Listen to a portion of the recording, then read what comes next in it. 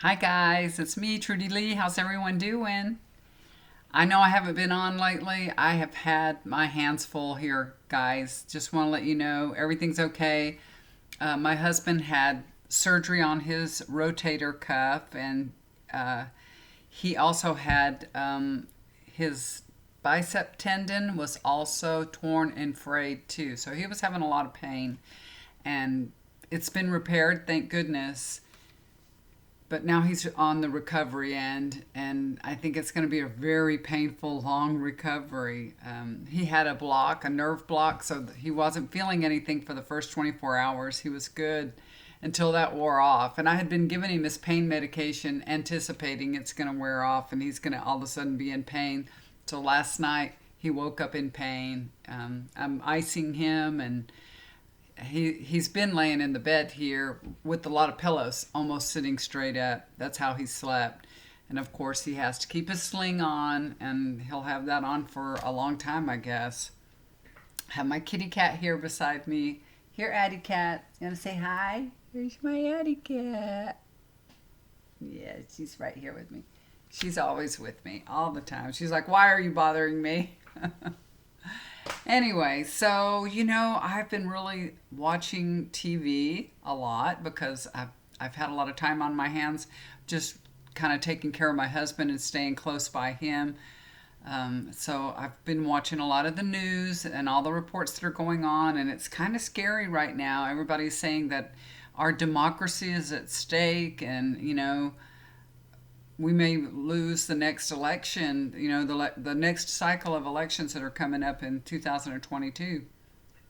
That I don't know, Biden's approval rating has gone way, way down, and it's going to reflect badly on anybody running for, as a Democrat. It's really scary, and I've been thinking a lot about it. And when I was driving yesterday to go pick up my husband's prescriptions, because he just had the surgery yesterday, and I was driving to pick him up. This is so weird, y'all. This has never really happened before, just like when I'm driving in the car. All of a sudden, Kirk Douglas came through. And I'm like, what? I'm really familiar with Michael Douglas because that's more my age, group. But my mother loved Kirk Douglas. She loved him, loved him, loved him. I know he made a lot of movies and stuff. So I know who he is, of course. But it was so weird to have him come through. And I'm like, so what do you want to talk about? Why are you here? Why are you coming through? And this is what he said.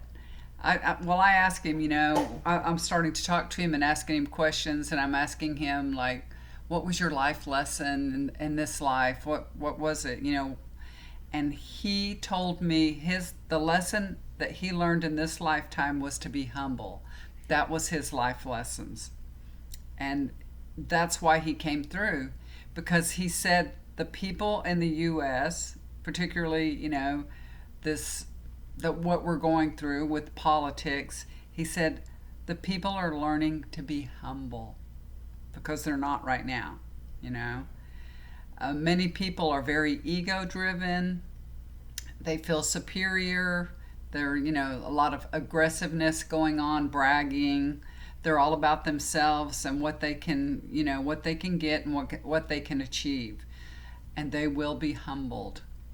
Okay, that's what that's what people are going through right now, and I think that's a reflection of the things that are happening, like uh,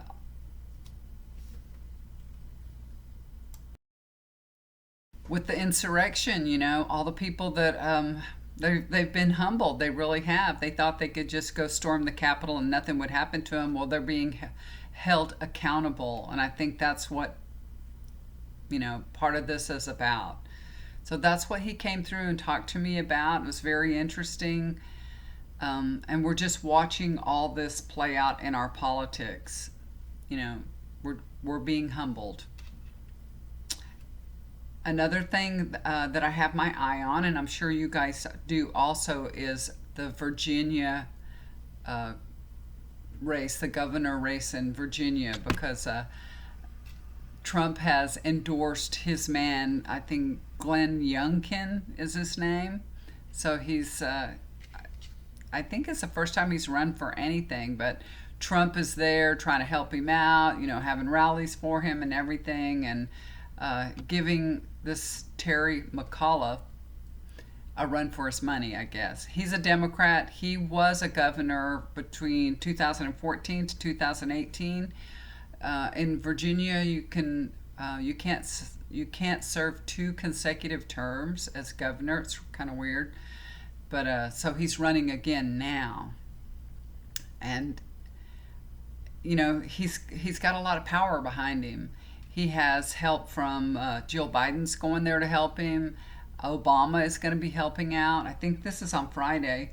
And Stacey Abrams is going to be there. So they're all out there campaigning for him to just,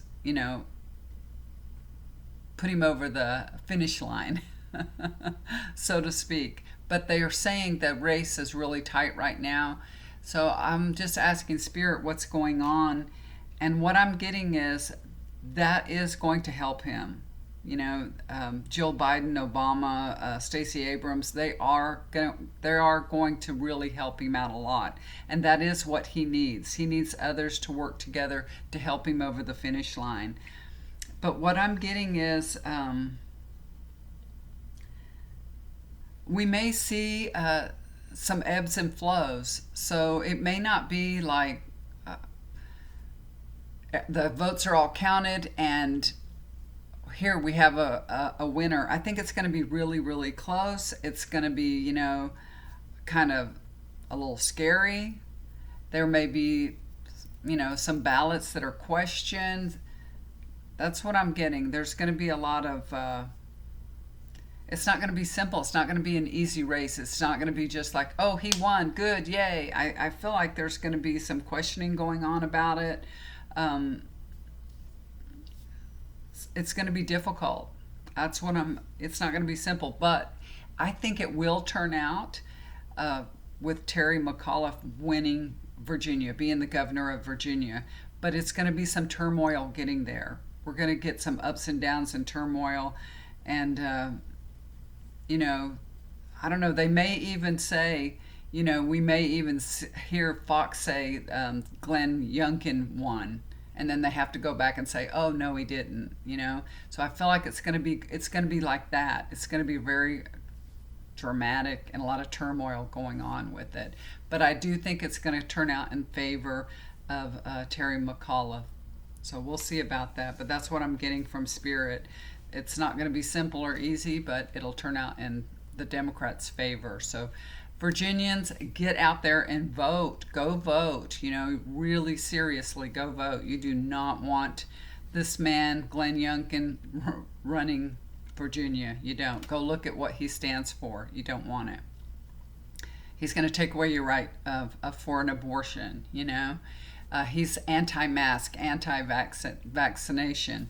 So he doesn't want to follow the mandates, He wants to make sure that your little first grader that goes to school, your 5-year-old, the teacher may not be vaccinated if he's the governor, and could make your child sick.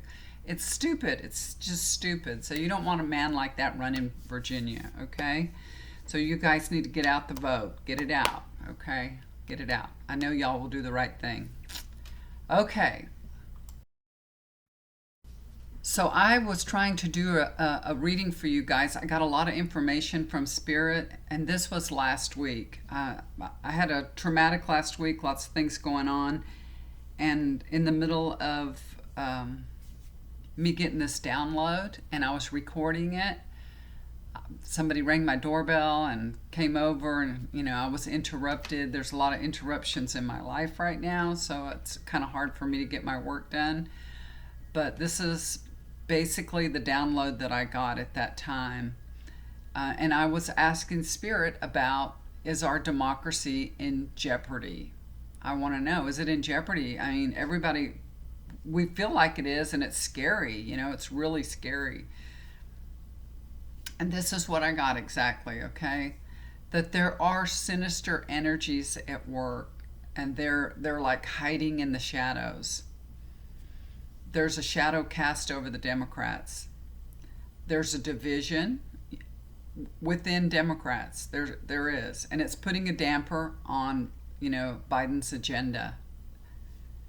Now, remember, Nancy Pelosi was trying to rush a vote, and it's so weird because this was before we knew that they weren't going to have a vote. She was talking and telling everyone that she was going to vote. We were going to have a vote. Yes, we're going to have a vote. She went on TV saying, "Yeah, we're going to have a vote," and then they didn't. Well, I was being told everything is going to be slowed down to a snail's pace. I was seeing a snail, exactly a snail.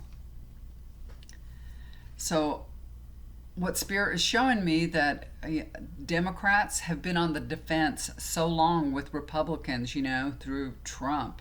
They're like on automatic defense, So that's kind of playing against them, you know what I mean? So they're almost playing defense against each other now, so that's not good.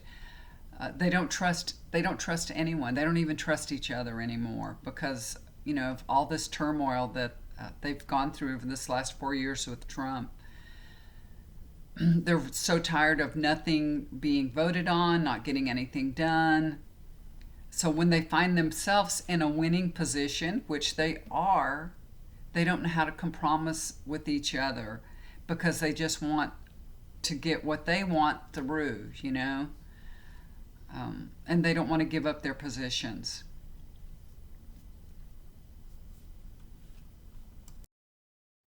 So we're seeing, the Democrats, the more progressive, against the old school Democrats, I guess, and they're just holding on to what they believe, what they want, and they want to ram it through, which I understand. I get that, and we need to get the votes through, and they want to do it as a package altogether.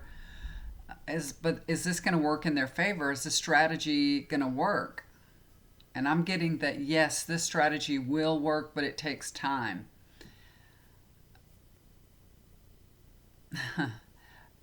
And this is exactly what I'm being told. This is the problem. The problem is that as they work out, as our party, Democratic Party, is working out a solution between themselves, they're looking like a horse's ass,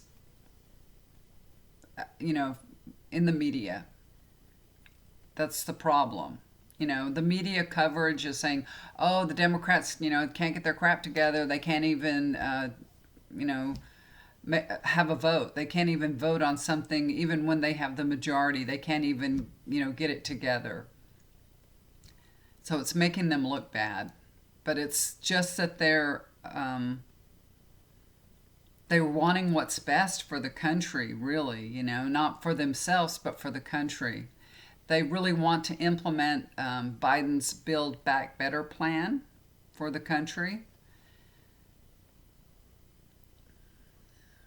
And I'm being shown that this country is going through a healing and a restoration phase. And that is moving hand in hand. It's moving hand in hand, okay? So as this country heals from the pandemic, it's also going through an emotional healing as well because of, all that division that we've had in the country. Now, we had this division before Trump came, but he has really magnified it. It's terrible. So what I'm being shown, the first thing that's going to happen, this is going to have a big effect on people's lives, of course, when they pass this, and they will get it passed. And what I'm being shown is what's really important here. I mean, of course, all our lives are important, and what the things that Medicare, child care, all the things that we want that are in this package. But I'm being shown this is going to have a big effect on clean water. And that's really, really important to our environment and to the world, really, to the earth. There's protections are being restored for our waterways. That's what I'm being shown. So, clean water and restoring protections, reversing some harmful laws that Trump has suspended, taken away. There's a lot of things Biden can do without, legislation, and we're going to see him start doing all these things. They're going to come out more and more and more. Now, you guys, I got this information over a week ago. So I think something has been done. I heard about some kind of protection that was rolled back. I don't remember what it was, but I do remember hearing one thing. But we're going to see more of it. He's going to take action. He's been, he's been really reluctant to do executive orders and do things like that. But finally, Biden is understanding, and it's really been a learning curve for Biden. It really has been. He is understanding that the good old days when both parties worked together for the greater good of the country are gone. He's finally getting that. He's so optimistic all the time. He sees the good in all people, and he knows all the people there. He knows them all. They've been there forever. Gosh, we need term limits, you guys. But, he's literally taking a soaking because of his, optimism and respect for these people that he's worked with for so many years. But now he's coming into the truth, y'all. It's hard. It's a hard reckoning for him, but he is coming into the truth about the Republicans that, they're not going to do anything that's going to help him. So when he comes to this place, and he may be there now, but what I was getting this, he's going to exhaust all efforts of trying to negotiate with them, trying to, appease them, trying to work with them. And I got this download before he went out and talked about, do y'all remember his speech last week? Telling Mitch McConnell, if you don't want to help, get out of the way. Finally, he said that to him. And I'm glad, because now Biden has gotten angry. And he's going to come out swinging. He's going to defend our democracy.